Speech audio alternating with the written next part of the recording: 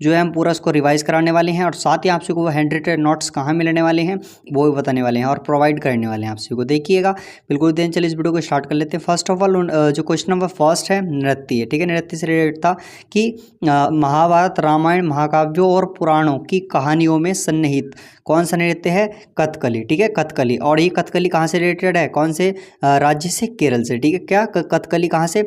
महाभारत, रामायण, महाकाव्य और पुराणों की कहानियों में जो सन्निहित है वो है कथकली, जो कि केरल से सन्निहित है। स्टूडेंट्स, मैं आपको बता दूं कि शास्त्रीय नृत्य जो है 8 प्रकार के होते हैं, ठीक है, 8 प्रकार के, ठीक है। किसके अनुसार? संगीत नाटक अकादमी के अनुसार, ठीक है, संगीत नाटक अकादमी के अनुसार जो है शास्त्रीय नृत्य 8 प्रकार के होते हैं और संस्कृति मंत्रालय के अनुसार जो है 9 प्रकार के होते हैं। वहीं पर 9वां जो है इसको अभी जो है अनुमति नहीं मिली है, ठीक है, अभी तक 8 ही हैं, ठीक है। अगर आप बोर्ड एग्जाम्स बोल रहा हूँ कि मैं, अगर आपसे किसी एग्जाम्स में ये क्वेश्चंस पूछा जाता है तो आप सभी को क्या करना है कि आप सभी को जो है 8 ही नृत्य वहाँ पर लिखने हैं, ठीक है। और 9वां जो है छऊ है, जो कि असम का है, ठीक है। अब बात कर लेते हैं 3 टाइप के छऊ जो है 3 प्रकार के होते हैं। कौन सा? मयूरभंज छऊ और सरायकेला और पुरुलिया। मयूरभंज, इसमें जो ट्रिक बताई थी, मयूर क्या करता है? उड़ जाता है, तो जो कि उड़ीसा का हो गया। सरायकेला जो हो गया झारखंड का, और पुरुलिया यानी पुरुलिया जो है क्या? वेस्ट बंगाल का है, ठीक है, वेस्ट बंगाल का है। वहीं पर एक है जो कुचिपुड़ी, ठीक है, कुचिपुड़ी कहाँ का है? आंध्र प्रदेश का है, ठीक है, कुचिपुड़ी कहाँ का है? आंध्र प्रदेश का है। और कृष्णा जिले के कुचेलापुरम ग्राम में यह हुआ था, ठीक है। अब देखते हैं सत्रिया नृत्य। सबसे नया जो है, अगर आपसे पूछा है कि सबसे नया जो है क्लासिकल डांस कौन सा है, तो वो कौन सा होने वाला है? सत्रिया, जो कि असम का है, ठीक है, असम का है। ठीक है, ये कौन सा? 500 वर्ष पुराना है, 8वां नृत्य है और 2000 वर्ष में जो है ये शामिल हुआ है, ठीक है। 500 वर्ष पुराना है और सन 2000 में यह शामिल हुआ है। अगर मैं इसके संस्थापक की बात करूँ तो श्रीमद शंकर देव जी जो है इसके संस्थापक हैं, ठीक है। वहीं पर बात कर लेते हैं मोहिनीअट्टम, ठीक है। मोहिनीअट्टम कहाँ का है? ये भी एक केरल का है। मोहिनीअट्टम हो गया, कथकली, ये दोनों कहाँ के? केरल के हैं। और आपको बता दूं कि ये साउथ के हैं, ठीक है, साउथ के हैं। ये 8 जो क्लासिकल डांस हैं, आप सभी को बता दूं कि अगर आप सभी से चलिए इसके बारे में बात ही करेंगे। एक है जो पहले बात कर लेते हैं मोहिनीअट्टम, जो केरल का हो गया। कथकली, तो ये भी केरल का। भरतनाट्यम तमिलनाडु का है, जो कि ये सबसे पुराना डांस है और 2000 वर्ष पुराना डांस है, ठीक है। सबसे पुराना जो डांस है, सबसे पहला पुराना जो डांस है वो है 2000 वर्ष पुराना डांस है भरतनाट्यम तमिलनाडु, ठीक है। और जो 6वां कौन सा का? छठा हो गया ओडिसी, जो कि उड़ीसा का है। मणिपुरी मणिपुर का है और कथक यूपी का है। इसे नॉर्थ इंडिया का भी हम बोल सकते हैं, ठीक है। वहीं पर कथकली, ठीक है, कथकली में जो नायक रहता है, जो हीरो रहता है, उसको पाचा बोलते हैं, खलनायक को काथी बोलते हैं। और इसमें मुद्रा यानी कितने प्रकार से होता है? 24 प्रकार, ठीक है, मुद्रा 24 हो गया। और श्रृंगार इसमें जो 5 प्रकार का होता है। और कथकली में जी का भाषा, ठीक है, मणि प्रॉब्लम का जो अर्थ होता है मलयालम यानी संस्कृत। कौन कौन सी भाषा बोली जाती है इसमें? मलयालम और संस्कृत भाषा इसमें बोली जाती है। और मलयालम भाषा कहाँ बोली जाती है? केरल में बोली जाती है। वहीं पर क्वेश्चन नंबर 2 देख लेते हैं। मुख्यालय, यूएन का जो है मुख्यालय कहाँ पर? संयुक्त राष्ट्र का यूएन का मुख्यालय कहाँ स्थित है? न्यूयॉर्क सिटी में, ठीक है। कहाँ पर है? न्यूयॉर्क सिटी में, ठीक है। आप देखते हैं फर्स्ट वर्ल्ड वॉर, ठीक है, फर्स्ट वर्ल्ड 1914 से 1918 में हुआ था, ठीक है, 1914 से 1918 में हुआ था। वहीं पर इस युद्ध को रोकने के लिए एक संस्था बनाई गई थी, LON, जिसे लीग ऑफ नेशंस बोलते हैं। और ये 10 जनवरी 1920 को बनी थी, ठीक है। बट होता क्या, इसके बाद फिर से युद्ध हो गया, सेकेंड वर्ल्ड वॉर हुआ, वहाँ पर भी नहीं रुका। तो ये 1939 से 1945 तक ये चला, ठीक है, ये युद्ध चला। और वहीं पर UNO की 24 अक्टूबर 1945 को, ठीक है, 24 अक्टूबर 1945 को टोटल जो है 21 देशों ने इस पर साइन किया था, और 51 देशों ने साइन किया था। और 51वां देश जो था पोलैंड था। वर्तमान में UN में जो देश जो हैं कौन से कितने सदस्य हैं? 193, ठीक है, 193 देश इसमें शामिल है, ठीक है। अगर आपसे पूछा जाता है कि इसका मुख्यालय कहाँ पे है? न्यूयॉर्क सिटी में होने वाला है, ठीक है। और वहीं पर UN के कितने अंग हैं? तो UN के 6 अंग हैं, जिनमें से 5 के हेडक्वार्टर जो हैं वो न्यूयॉर्क में है। और छठा, ठीक है, इंटरनेशनल कोर्ट ऑफ जस्टिस अंतर्राष्ट्रीय न्यायालय जो है द हेग, जो कि नीदरलैंड में स्थित है। ठीक है, कहाँ पर है? द हेग नीदरलैंड में स्थित है। ठीक है, और आपसे जो इंपॉर्टेंट क्वेश्चन है क्या कि यूएन के 6 अंग कौन सा? 5 अंग जो है उनका हेडक्वार्टर जो है न्यूयॉर्क में है, और इंटरनेशनल कोर्ट ऑफ जस्टिस यानी अंतर्राष्ट्रीय न्यायालय जो द हेग में नीदरलैंड में स्थित है। ठीक है, वहीं पर यूएन में जो भाषा बोली जाती है कौन कौन सी भाषा होती है? इंग्लिश और फ्रेंच, चीनी, रशियन, अरबी, स्पेनिश। ठीक है, चीनी बोली जाती है, रशियन और चाइनीज़ होगी, रशियन होगी, अरबी और स्पेनिश जो लैंग्वेज वहाँ पर बोली जाती है। ठीक है, अब यूएन के चार्टर 19 में, ठीक है, चार्टर में यूएन के जो चार्टर है उसमें चैप्टर 19 है, और वहीं पर आर्टिकल उसमें 111 है। ठीक है, अब देखते हैं यूएन में सुरक्षा परिषद में कुल कितने देश हैं, कुल कितने सदस्य हैं। ठीक है, कितने देश सदस्य हैं? तो 15 हैं, जिसमें से 10 अस्थायी हैं और 5 स्थायी सदस्य हैं। अब बात कर लेते हैं अमेरिका, ब्रिटेन, चीन, रूस, फ्रांस, ये जो हैं ए आपसे भी इस ABCFR यहाँ पर ट्रिक है, ABCFR यानी A for America, P for Britain, C for China, F for France, R for Russia. ठीक है, ये स्थायी सदस्य हैं 5। ठीक है, इस तरीके से आपसे याद कर सकते हैं। और यहाँ पर अस्थायी देश सदस्य जो 2 वर्ष के लिए चुना जाता है, जो टेम्परेरी रहता है, और वहीं पर इंडिया जो है 8 बार चुना गया था, पहली बार 1950 में चुना गया। जापान की अगर मैं बात करूँ तो 12 बार सबसे अधिक बार चुने जाने वाला है। एक वर्ष में जो है इसमें 5 देश चुने जाते हैं जो कि टेम्परेरी रहते हैं। ठीक है, स्थायी सदस्य रहते हैं। अब क्वेश्चन नंबर 3 देख लेते हैं। क्वेश्चन नंबर 3 होने वाला है कि अल्फ्रेड नोबेल पुरस्कार की स्थापना करने वाले अल्फ्रेड नोबेल ने किस चीज़ का आविष्कार किया था? तो अल्फ्रेड नोबेल ने जो है डायनामाइट का आविष्कार किया था। वहीं पर इनका जन्म 1833 से 1896 में इनकी मृत्यु हुई थी, और जन्म जो था इनका 1833 में हुआ था। देश जो था इनका स्वीडन में हुआ था। अब बात कर लेते हैं नोबेल प्राइज़ की जो है स्थापना घोषणा कब हुई थी? 1900 ईस्वी में। ठीक है, वहीं पर पहली बार जो 1901 में दिया गया था, कौन कौन से क्षेत्र में दिया जाता था?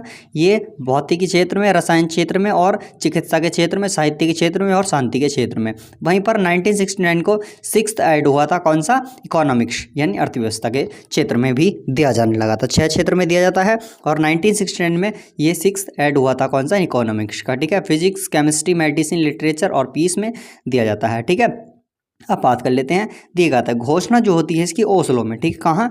ओस्लो में। घोषणा इसकी ओस्लो में अक्टूबर में तो इसकी घोषणा होती है, और ये दिया जो है दिसंबर में 10 दिसंबर को दिया जाता है। कहाँ पर? स्टॉकहोम में। अब बात कर लेते हैं शांति का नोबेल पुरस्कार। ठीक है, ये शांति का नोबेल पुरस्कार अलग से दिया जाता है क्योंकि इस पर ज़्यादा विवाद होता था। ठीक है, शांति का नोबेल पुरस्कार, इसमें जो है किसी का नाम जो है नॉमिनेट नहीं किया जाता, कि बताया नहीं जाता पहले से ही। ठीक है, तो शांति का नोबेल जो है स्टार्टिंग, ठीक है, स्टार्टिंग संसद नॉर्वे द्वारा दिया जाता है। का स्टार्टिंग संसद जो है नॉर्वे द्वारा दिया जाता है शांति का नोबेल पुरस्कार। ठीक है, सबसे कम उम्र में मलाला यूसुफजई को जो है मिला है, कौन से? 17 ईयर की जो है 17 ईयर्स ओल्ड। ठीक है, 17 ईयर्स की उम्र में जो है इनको मिला था, 17 वर्ष की आयु में। ठीक है, इनको मिला है। और बुक इनकी वी आर डिस्प्लेस्ड। ठीक है, वी आर डिस्प्लेस्ड इनकी बुक है। सबसे कम उम्र में मलाला यूसुफजई को मिला था, और उसके बाद सबसे अधिक उम्र में 97 वर्ष में गुड इनफ को यह मिला है। वहीं पर क्वेश्चन नंबर 4 देख लेते हैं। भारत में हवाई परिवहन किस वर्ष हुआ? तो 1911 ईस्वी में हवाई परिवहन किस वर्ष शुरू हुआ था? 1911 ईस्वी में। ठीक है, और ये किसके अंडर में आता है? ये जो है इसका मंत्रालय नागरिक उड्डयन मंत्रालय। ठीक है, किसके अंडर में आता है? नागरिक उड्डयन मंत्रालय। वहीं पर हवाई डाक सेवा भी इसको कहा जाता है, हवाई डाक सेवा जो है इसको कहा जाता है। ठीक है, प्रयागराज से नैनी तक है, और प्लेन का जो नाम है वो है हम्बर प्लेन। ठीक है, प्रयागराज से नैनी तक इसकी यात्रा है। ठीक है, अब देखते हैं टाटा एयरलाइंस। वहीं पर एक ऑप्शन था क्या? टाटा एयरलाइंस जो थी वो 1932 में बना था, और वहीं पर 1946 में इसको एयर इंडिया नाम से एयर इंडिया नाम दे दिया गया था। ठीक है, भारत का पहला हवाई अड्डा जो था वो जुहू में था, जो कि जुहू मुंबई में जो स्थित है। 1928 में यह बना। सबसे बिजी एयरपोर्ट है इंदिरा गांधी इंटरनेशनल, जो नई दिल्ली में स्थित है। सबसे जो बड़ा एयरपोर्ट है वो राजीव गांधी है, और ठीक है हैदराबाद में स्थित है। 100वां एयरपोर्ट पाक्यांग में, जो कि सिक्किम में स्थित है। और सबसे इंपॉर्टेंट क्वेश्चन ये है कि सौर ऊर्जा से संचालित पहला विश्व का, ठीक है, सौर ऊर्जा से संचालित पहला विश्व का जो कि पीपीटी मॉडल पर बनाया गया एयरपोर्ट है, तो वो कहाँ पर स्थित है? कोचीन में है। ठीक है, कोचीन में है, और जो कि इम्पोर्टेंट है। ठीक है, आप देख लेते हैं वहीं पर पब्लिक प्राइवेट पार्टनरशिप शायद इसकी फुल फॉर्म है, ठीक है। 2000 क्वेश्चन नंबर 5 देख लेते हैं। 2000 की जनगणना 2011, ठीक है। दशक के दौरान, ठीक है, दशक के दौरान, ठीक है, दशक इसमें होता है दशक के दौरान जनसंख्या वृद्धि कितनी थी, ठीक है। दशक 10 वर्ष की बात हो रही है, ठीक है। तो 2001 से 2011, ठीक है, 2001 से लेकर के 2011 की बात की गई है, ठीक है। कितनी जनसंख्या हुई थी, दशक की वृद्धि की बात हो रही है, ठीक है। तो ये 1764 कितनी हुई थी, 17.64% जो है जनसंख्या वृद्धि हुई थी। वहीं पर 19 सबसे अधिक जो वृद्धि दशक की वृद्धि हुई थी वो 1961 से 1971 ईस्वी में हुई थी, जो कि 24.80% वृद्धि हुई थी। वहीं पर 1911 से 1921 में, ठीक है, ये जो सबसे कम दशकीय वृद्धि -0.31% जो है यहाँ पर हुई थी। जनगणना से रिलेटेड ये क्वेश्चन इंपॉर्टेंट है, ठीक है।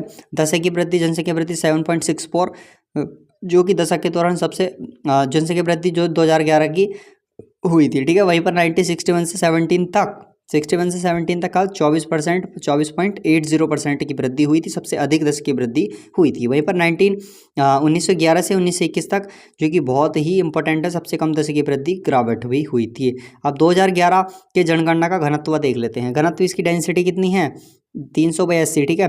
और वहीं पर लिंगानुपात जो है 943, ठीक है। वो और यहाँ पर देख लेते हैं बाल लिंगानुपात 919 है। वहीं पर लिटरेसी रेट देख लेते हैं 74.04%, ठीक है। 74.04% इसका लिटरेसी रेट रहा है, साक्षरता। और वहीं पर मेल इसमें 82% रहे हैं और फीमेल जो इसमें 65.46% यहाँ पर रही हैं। 2011 जनगणना जो आयुक्त की थी वो सी चंद्रमौली जी ने की थी। वहीं पर 2011 जनगणना जो डेटा रिपोर्ट आया था वो 31 मार्च 2011 को आया था, ठीक है। सबसे ज़्यादा जनसंख्या यूपी में थी और सबसे कम जो है सिक्किम में थी, ठीक है। अब क्वेश्चन नंबर 6 देख लेते हैं। फॉलो ऑन किस क्रिकेट, ठीक है, फॉलो ऑन, ठीक है। अब देख लेते हैं फॉलो ऑन किस क्रिकेट प्रारूप रूप से संबंधित है। तो फॉलो ऑन किसको बोलते हैं, जो 200 रन की लीड में रहता है। जैसे फर्स्ट इनिंग हो गई और फर्स्ट इनिंग के बाद सेकंड मैच होता है तो वहाँ पर जो है 200 रन की लीड को ही फॉलो ऑन बोलते हैं शायद, ठीक है। अब देखते हैं केवल टेस्ट मैच में, ठीक है, फॉलो ऑन किस क्रिकेट प्रारूप से संबंधित है। तो ये केवल टेस्ट मैच से संबंधित है, ठीक है। टेस्ट मैच में फॉलो ऑन होता है, टेस्ट मैच में फॉलो ऑन होता है। वहीं पर T20 पावर प्ले, अब पावर प्ले की बात करते हैं। T20 में जो पावर प्ले होता है वो कितने ओवर में होता है, 6 ओवर में होता है, ठीक है। कितने पावर प्ले, 6 ओवर में, यानी 22 गज के भीतर ही बाहर जो है 2 खिलाड़ी जा सकते हैं, ठीक है। वहीं पर एक बॉलर 4 ओवर फेंक सकता है T20 में। वहीं पर ODI जो है वो 50 ओवर का होता है, आप सबको पता होगा, एक दिवसीय क्रिकेट। वहीं पर एक बॉलर इसमें 10 ओवर फेंक सकता है और वहीं पर पावर प्ले भी इसमें 10 ही, पावर प्ले की बात करें तो 10 ओवर का इसमें पावर प्ले रहता है। वहीं पर DLS मेथड की बात करते हैं, डकवर्थ लुईस मेथड सिस्टम बोलते हैं इसको, ठीक है, जो कि 1997 में शुरू हुआ था। और ये जो किस में नहीं होता, टेस्ट में नहीं होता। सबसे पहले जो होता है जिम्बाब्वे वर्सेस इंग्लैंड की, उसमें हुआ था डकवर्थ लुईस मेथड, जो कि बारिश पड़ने पर, यानी बारिश होती है तो तब ये यूज़ किया जाता है और काफ़ी मैच में भी ये यूज़ किया जाता है, ठीक है। तो जिम्बाब्वे वर्सेस इंग्लैंड में इंग्लैंड की जो है मैच में DLS मेथड का यूज़ किया गया था, DLS का, ठीक है।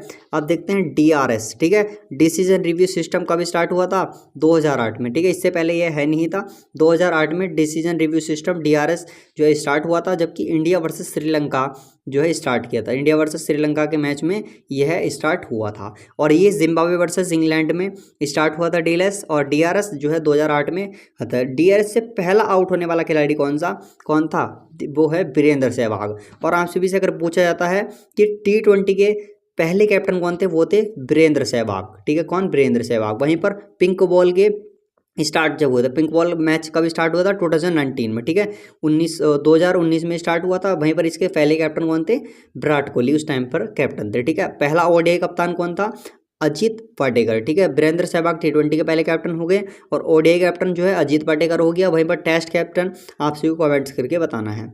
टेस्ट मैच जो है 5 दिन का होता है, वहीं पर 90 ओवर का होता है, ठीक है, 90 ओवर का यहाँ पर होता है। और वहीं पर अब बात करते हैं इसमें लंच टाइम जो होता है वो 40 मिनट का होता है, ठीक है। टी ब्रेक 20 मिनट का होता है और इनिंग ब्रेक जो है 10 मिनट का होता है, यानी लंच का टाइम 40 मिनट का होता है, टी ब्रेक 20 मिनट का होता है और इनिंग ब्रेक 10 मिनट का होता है, ठीक है। वहीं पर ODI में कोई लंच ब्रेक नहीं होता, टी ब्रेक नहीं होता, सीधा आप सभी का इनिंग ब्रेक होता है 40 मिनट का, और T20 में 10 मिनट का इनिंग ब्रेक होता है।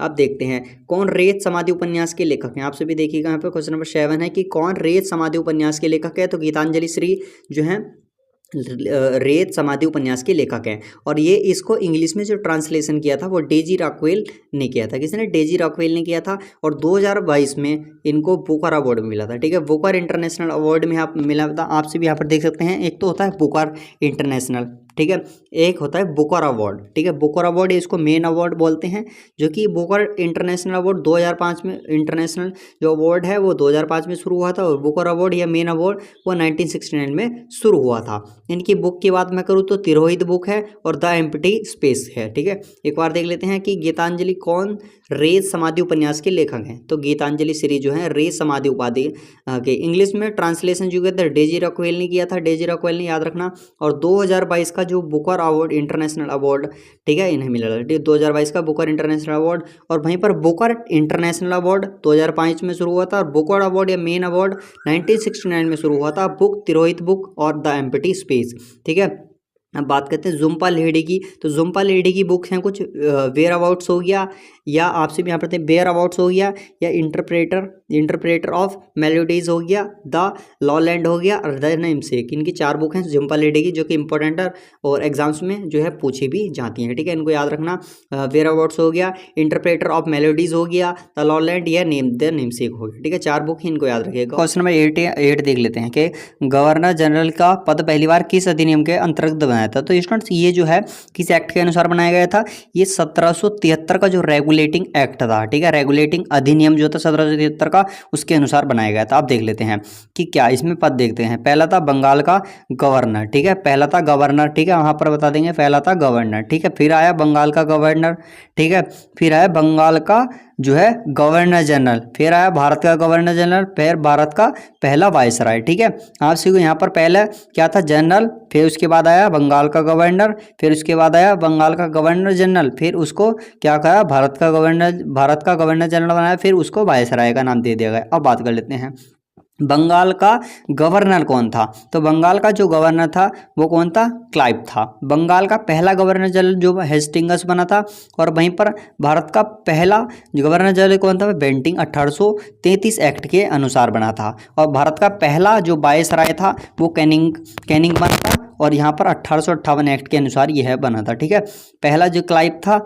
और भारत का पहला गवर्नर जनरल आपसे पूछा था हेस्टिंग्स था। और भारत का ये जो कि हेस्टिंगर जो बना था पहला, वो 1773 रेगुलेटिंग एक्ट के अनुसार ही बना था। बंगाल का पहला जो गवर्नर जनरल बना था। ठीक है, भारत का बेंटिंग था जो 1833, और भारत का पहला कैनिंग था जो कि 1858 एक्ट के अनुसार बना था। और क्या हुआ था? ठीक है, जो 1773 का रेगुलेटिंग एक्ट था उसके अनुसार और क्या हुआ था उसमें, वहाँ पर कलकत्ता में जो है, ठीक है, क्या कलकत्ता में सुप्रीम कोर्ट बना था। 1774 को बना था। ठीक है, 1773 को ये एक्ट आया था। और वहीं पर 1774 को, ठीक है, ये 1773 का रेगुलेटिंग एक्ट था। वहीं पर कलकत्ता में सुप्रीम कोर्ट 1774 को बना था। जो इसके चीफ जस्टिस थे वो थे एलिजा इम्फे।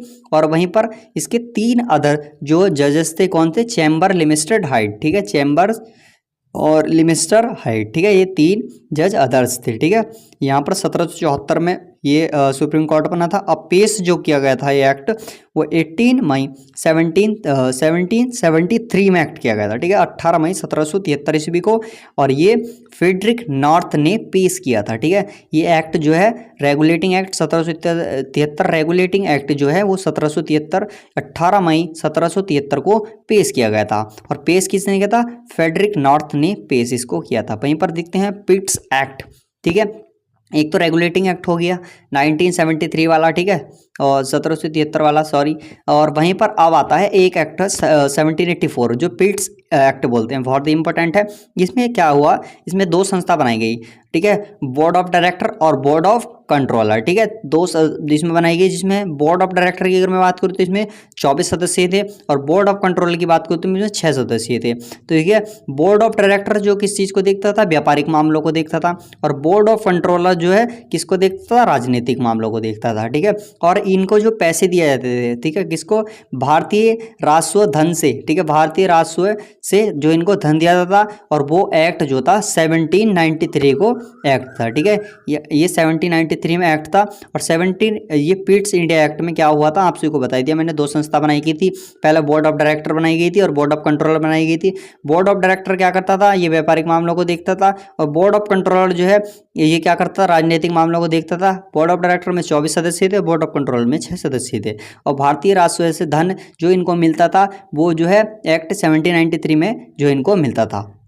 पहला हमने बात की 1773 रेगुलेटिंग एक्ट की, उसके बाद हमने बात की 1784 के एक्ट की। ठीक है, किसका, 1784 एक्ट, जो आप सबको बता दी इसमें क्या क्या होता। अब देखते हैं, एक एक्ट है 1813। ठीक है, क्या देखते हैं, 1813 एक्ट का। ठीक है, इसमें क्या था, ईस्ट इंडिया कंपनी, ठीक है, EIC को बोलते हैं, ईस्ट इंडिया कंपनी का मोनोपोली अधिकार खत्म, यानी एकाधिकार खत्म कर दिया था। ठीक है, 1813 में। और वहीं पर ईसाई और मिशनरी जो है क्या से भारत आ सकते थे, पहले जो नहीं आते थे, बट इस 1813 एक्ट जो था उसके अनुसार जो यहाँ पर आ सकते थे। तो हमने 3 एक्ट इसमें पढ़े। ठीक है, पहला हमने 1773 एक्ट पढ़ा। 1773 एक्ट में हमने क्या क्या देखा, 1773 एक्ट में हमने देखा कि इसमें सुप्रीम कोर्ट बनाया गया था। इसमें जो है देखते हैं यहाँ पर क्या था, इसमें जो है पहला जो इंपॉर्टेंट बताया गया था, इसमें जो गवर्नर जनरल बनाए गए थे। पहला गवर्नर, पहले उसको गवर्नर बोलते थे, फिर बंगाल का गवर्नर बोलते थे, बंगाल का पहला गवर्नर जनरल कौन था, हेस्टिंग्स। बंगाल का गवर्नर कौन था, क्लाइव। ठीक है, भारत का पहला गवर्नर जनरल बेंटिंग बना था 1833 एक्ट के अनुसार, और भारत का पहला वायसराय जो बना था 1858 एक्ट से कैनिंग जो है यहाँ पर बना था। वहीं पर इसमें जो क्या होता, कलकत्ता में जो है सुप्रीम कोर्ट बना था 1774 में। 1773 में एक्ट आया तो 1774 में ये बन गया था। चीफ जस्टिस जो है एलिजा एम्फा थे, और वहीं पर 3000 चैम्बर्स लिमिस्टर हाइट थे। ठीक है, 18 मई 1773 को ये पेश किया गया था, और फ्रेडरिक नॉर्थनेस को पेश किया था। वहीं पर पिट्स इंडिया एक्ट की 1784 एक्ट की बात की हमने, पहले 1773 फिर 1784। इसमें 2 संस्था बनाई गई, BOD और BOC। ठीक है, जो कि board of director, board of control थी, और इनको board of director, board of control थी। बोर्ड ऑफ डायरेक्टर जो व्यापारिक मामलों को संभालता था, बोर्ड ऑफ कंट्रोलर किसको, राजनीतिक मामलों को संभालता था। तो बोर्ड ऑफ डायरेक्टर में 24 सदस्य थे, बोर्ड ऑफ कंट्रोल में 6 सदस्य थे। तो भारतीय राजस्व से धन जो इनको मिलता था एक्ट 1793 को मिलता था। 1784 हो गया। 2 एक्ट हमने यहाँ पर बात की, पहला रेगुलेटिंग एक्ट 1773 में बात की, फिर किसकी, 1784 की बात की। अब जो है 1813 एक्ट एक जो आता है उसकी भी बात कर लेते हैं। 1813 एक्ट में क्या कहता, ईस्ट इंडिया कंपनी का मोनोपोली अधिकार खत्म कर दिया गया था, और ईसाई मिशनरी यहाँ पर आ सकते थे। क्वेश्चन नंबर 9 देख लेते हैं, भारत सरकार का अधिनियम 1919। ठीक है, 1919 क्या है, ठीक है, इसका देखते हैं क्या, ये मॉन्टेग्यू चेम्सफोर्ड रिपोर्ट पर। ठीक है, इंपॉर्टेंट है। देखिए, भारत का एक अधिकार हमने तीन चार की बात कर ली हमने। पहला क्या था, 70-73 की बात की हमने, और 70-84 की यहाँ पर हमने बात की, 70-84 की बात हमने कर ली 2 की, और 18-13 की हमने यहाँ पर बात कर ली। 3 एक्ट हो गए। और यहाँ पर अब देखते हैं हम 1990 की। ठीक है, 1919 की। ठीक है, अब क्या है, ये की है मॉन्टेग्यू चेम्सफोर्ड रिपोर्ट पर। ठीक है, क्या, मॉन्टेग्यू चेम्सफोर्ड रिपोर्ट पर यह है आधारित है। देखते हैं क्या इसमें क्या होता है, प्रांतों में द्वैत शासन। ठीक है, डबल गवर्नमेंट की यहाँ पर जो है बनाई गई। ठीक है, डबल गवर्नमेंट, प्रांतों में जो है डबल गवर्नमेंट, इन द्वैत शासन शुरू किया गया।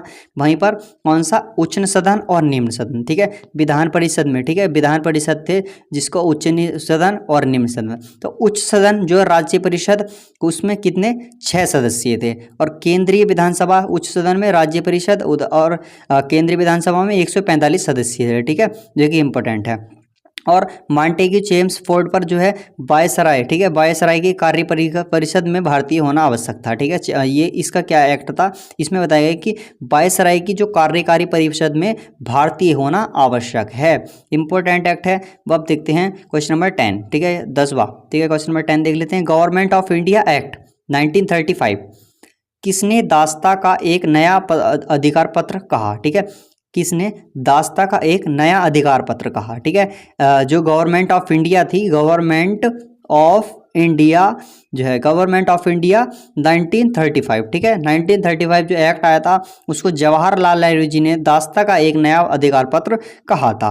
और 1930 फाइव एक्ट में क्या क्या होता है देखते हैं। पहला, केंद्र में डुअल शासन, हमने बताई दिया आपको कि ये डुअल गवर्नमेंट स्टार्ट हुई थी, ठीक है, सॉरी खत्म कर दी गई थी।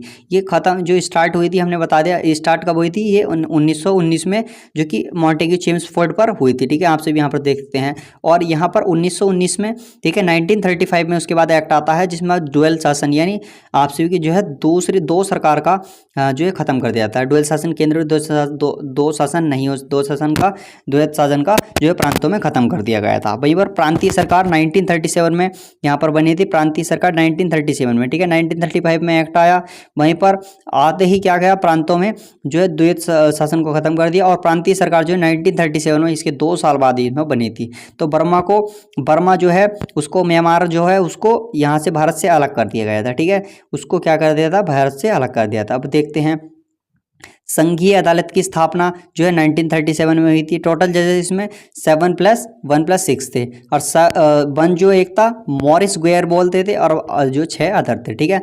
क्या हमने बात की, जो केंद्र में 1919 में, ठीक है, द्वैत शासन स्टार्ट हुआ। और वहीं पर 1935 जो एक्ट आया था, ठीक है, गवर्नमेंट ऑफ इंडिया एक्ट आया था 1935 में। उस एक्ट के अनुसार पहले तो प्रांतों में जो सरकार थी उसको खत्म कर दिया, ठीक है, सरकार को नहीं, द्वैत शासन को खत्म कर दिया, ठीक है। प्रांतीय सरकार 1937 में प्रांतीय सरकार बनी थी और बर्मा को इसे अलग कर दिया था। वहीं पर संघीय अदालत की स्थापना 1937 में इसमें की गई थी। इसमें 7 सदस्य थे, जिसमें 7 टोटल जजेस थे, जिसमें से एक सदस्य गुएर, जो मॉरिस गुएर थे, और बाकी 6 अदर थे। और आरबीआई की जो स्थापना थी यानी रिजर्व बैंक ऑफ इंडिया की, वो 1935 में ही हुई थी। अब शक्तियों का विभाजन भी किया गया था, संघ राज्य समवर्ती में किया गया था, इंपॉर्टेंट है। अब देखते हैं ब्रिटिश, ठीक है, ब्रिटिश संसद ने भारतीय स्वतंत्रता अधिनियम कब पारित किया, ठीक है, ये आप सबको पता होगा 1947 में हमारा देश आज़ाद हुआ था। हमारे पर ये ब्रिटिश संसद ने भारतीय स्वतंत्रता अधिनियम, ठीक है, क्या भारतीय स्वतंत्रता अधिनियम कब पारित किया था, ये जुलाई 1947 को, और 15 अगस्त 1947 को हमारा देश आज़ाद हो गया था, ठीक है, ये जुलाई 1947 को किया था। अब हम देखते हैं माउंटबेटन योजना, ठीक है, माउंटबेटन योजना थी डिक्कीवर्थ वाल्कन, जिसे नेहरू जी ने क्या कहा था, डिक्कीवर्थ या वाल्कन प्लान कहा था, ठीक है। ये आप सभी को बता दूं कि ये माउंटबेटन योजना, डिक्कीवर्थ और वाल्कन प्लान, इसको नेहरू जी ने कहा था। ये 3 जून, ठीक है, ये 3 क्या था, 3 जून 1947 को ये आई थी की है, ठीक है, ये योजना जो है। अब देखते हैं किस यूरोपीय, क्वेश्चन नंबर 12 देख लेते हैं, किस यूरोपीय समुदाय ने भारत के साथ प्रथम व्यापारिक संबंध बनाए। आपसे बता दूं कि सबसे पहले जो भारत में आए थे वो पुर्तगाली आए थे, और गए भी बाद में पुर्तगाली थे। तो सबसे पहले जो है 1498 ईस्वी में कौन आया था पुर्तगाली, जो वास्को डी गामा आए थे। और उसके बाद 2000 ये किस में आए थे, देखिए 1498 में आए थे। उसके बाद कब आए, ये 1502 में आए, ठीक है। फिर उसके बाद तीसरी बात 1524 में आए, और जो कि यहाँ पर ये मर भी गए थे 1524 में। पहले क्या आए थे, 1498 में आए थे, ये कालीकट आए थे, ठीक है, जो कि केरल में स्थित है, कालीकट में। और उसके बाद ये 1502 ईस्वी में आए थे, और उसके बाद ये 1524 में आए थे, जहाँ पर इनका जो है देहांत हो गया था, ये मर गए थे। और वास्को डी गामा सेकंड बार आपसी को 1498 में, 1502 और 24। आप देख लेते हैं कहाँ पर आए थे, कालीकट में, जो कि केरल में स्थित है, ठीक है। भारत में पुर्तगाली आइएगा, भारत में पुर्तगाली शक्ति का वास्तविक संस्थापक कौन था, ठीक है। भारत में जो था पुर्तगाली शक्ति का वास्तविक संस्थापक, तो पहला जो गवर्नर था वो था अल्मीडा, ठीक है, पहला गवर्नर अल्मीडा था, जो ब्लू वाटर पॉलिसी लागू करता था, ठीक है, क्या, और कॉर्टेज सिस्टम, यानी कॉर्टेज मतलब टैक्स का देखता था वो, और वाटर पॉलिसी यानी ये जो एरिया हमारा है, मतलब कि ये जो बताया था इस चीज़ के वाटर पॉलिसी यानी ये जो है पानी वगैरह का ये सिस्टम देखता था, और टैक्स वगैरह देखता था। पहले तो अल्मीडा आया था पुर्तगाली, जो भारत में पुर्तगाली शक्ति का वास्तविक संस्थापक वो था अल्मीडा। सेकंड की अगर मैं बात करूँ तो सेकंड गवर्नर जो था वो कौन था, वो था अल्बुकर्क, जो कि 1509 से 1515 तक, ठीक है, 1509 से 1515 तक था, जो कि पहला था। और आपसे बताया 1498 में पहले वास्को डी गामा पहली बार आए थे, और 1498 में आए थे, फिर 1502 में आए, फिर 1524 में आकर वे मर गए थे। वहीं पर अब मैं बात करता हूँ कि 1509 से 1515 तक सेकंड गवर्नर जो थे अल्बुकर्क थे, ठीक है, जो कि 1510 में इन्होंने इंपॉर्टेंट जो काम किया था वो गोवा जीता था। और पुर्तगाली यहाँ पर जो सबसे लंबे समय तक रहे थे 19 दिसंबर 1961 को, ठीक है। 19 दिसंबर 1961 को एटलीस्ट 450 डेज मतलब कि ईयर तक यहाँ पर रहे थे, 450 साल तक लगभग ये यहाँ पर रहे, ठीक है। और ऑपरेशन विजय, ठीक है, ऑपरेशन यहाँ पर विजय स्टार्ट किया था गोवा जो है इसी के आज़ाद हुआ था ना 19 दिसंबर सॉरी स्टूडेंट्स ये गलती हो गई, यहाँ पर देखते हैं 19 दिसंबर 1961 को ऑपरेशन विजय से गोवा आज़ाद हुआ था, ठीक है। ये पुर्तगाली जो है लगभग 450 वर्ष तक यहाँ पर रहे थे। और देखते हैं कि हमने देखा कि ये पहला गवर्नर अल्मेडा, दूसरा अल्बुकर्क जिन्हें 1510 में क्या किया था, गोवा आज़ाद किया था। 1509 से 1515 तक इसने शासन किया था। 1510 में गोवा इसने जीत लिया था और पुर्तगाली से लंबे समय तक यहाँ पर रहे थे। वहीं पर हमने क्या किया था, 19 दिसंबर 1961 को ऑपरेशन विजय चलाया था जिससे गोवा आज़ाद हो गया था। अल्मीडा ब्लू वाटर पॉलिसी और कॉटेज सिस्टम्स को लागू करता, ठीक है, देखता था। भारत में आने वाला दूसरा पुर्तगाली कौन था? दूसरा पुर्तगाली 1500 में आया था, ठीक है। दूसरा पुर्तगाली 1500 में आया था, यानी 1498 में पहले पुर्तगाली वास्को डी गामा आए थे और वहीं पर दूसरा पुर्तगाली जो आया था वो 1500 में आया था, ठीक है। 1500 में आया था। कौन था? पेट्रो कैबरेल और बार्थोलोमीडियाज था, ठीक है। पेट्रो कैबरेल हो गया और बार्थोलोमीडियाज यहाँ पर ये हो गया, ठीक है। क्वेश्चन नंबर 14 देखते हैं। ईस्ट इंडिया कंपनी, ठीक है, ईस्ट इंडिया कंपनी के निर्माण के समय इंग्लैंड का शासक एलिजाबेथ फर्स्ट थी। आपसे को इंपॉर्टेंट क्वेश्चन है, इसको देख लीजिएगा। क्वेश्चन नंबर 15 देख लेते हैं कि एलिजाबेथ को ईस्ट इंडिया को पूर्व में व्यापार करने हेतु राजकीय अध्यादेश कब जारी किया गया है, ठीक है। पूर्व में, ठीक है, ईस्ट में जो है व्यापार करने हेतु राजकीय अध्यादेश कब जारी किया गया था? 31 दिसंबर को, ठीक है, 31 दिसंबर 1600 ईस्वी को, ठीक है। यहाँ पर कंपनी जो बनी थी वो 1599 ईस्वी में बन गई थी, बट इन्हें जो है व्यापार करने के लिए राजकीय अध्यादेश जो दिया गया था वो 1600 ईस्वी को, ठीक है। क्या? 31 दिसंबर 1600 ईस्वी को यहाँ पर इन्हें दिया गया था। कंपनी 1599 में बन गई थी, ठीक है।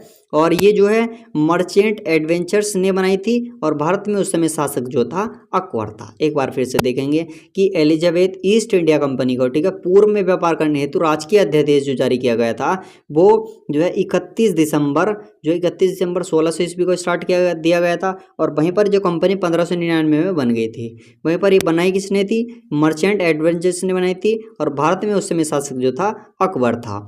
चार्टर की बात करें तो 15 वर्षों का अधिकार था चार्टर में, ठीक है। इसका 15 वर्षों का अधिकार था चार्टर में, जो कि इंपॉर्टेंट है। भारत के कितने राज्य तटरेखा पर स्थित हैं, ठीक है। भारत के कितने राज्य हैं? जिनमें से 9 राज्य हैं, ठीक है। 5 जो हैं पश्चिमी तट पर हैं और 4 जो हैं पूर्वी तट पर हैं, ठीक है। अब ये आगे बात करेंगे हम कौन कौन से राज्य हैं, ठीक है।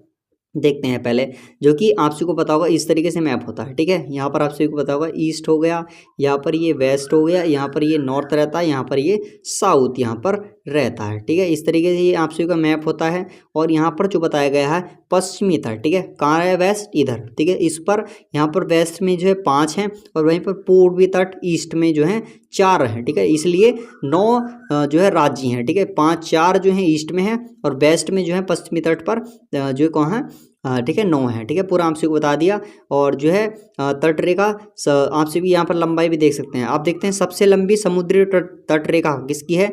गुजरात की है, जो कि 1214 किलोमीटर दूर है, ठीक है। सबसे गुजरात की है। और वहीं पर उसके बाद आंध्र प्रदेश, उसके बाद तमिलनाडु, ठीक है। GAT, ठीक है, इस तरीके से याद कर सकते हैं आप। GAT, पहले गुजरात हो गया, फिर क्या हो गया? आंध्र प्रदेश हो गया और फिर उसके बाद T फॉर तमिलनाडु हो गया। इस तरीके से आपसे भी GAT, गेट मान लेते हैं इसको, ठीक है। तो क्या हो गया? Get for, G for Gujarat, A for Andhra Pradesh, T for आप सभी का तमिलनाडु। तो ये 3 राज्य जो है सबसे लंबी तटरेखा, पहले गुजरात की, फिर आंध्र प्रदेश की, फिर तमिलनाडु की, 1214 किलोमीटर दूर, 973 और 906। अब देखते हैं 9 डिग्री चैनल जो उपस्थित है किस किस के बीच जो है अवस्थित है, ठीक है। देखते हैं पहला कोवर्ती तथा मिनिकॉय, इसको लक्षद्वीप और मिनिकॉय भी बोलते हैं, जो कि 9 डिग्री चैनल जो है किसके बीच उपस्थित है? किसके बीच उपस्थित रहने वाला है? ये कोवर्ती, मिनिकॉय यानी लक्षद्वीप और मिनिकॉय के उपस्थित है। और 8 डिग्री जो है चैनल किसके? ये मिनिकॉय और मालदीव, ठीक है, मिनिकॉय और मालदीव। और 10 डिग्री चैनल अंडमान और निकोबार। अगर आपसे भी पूछा जाता है ये लक्षद्वीप और मिनिकॉय, ठीक है, आपसे जो 9 डिग्री चैनल किसके बीच है? लक्षद्वीप और मिनिकॉय।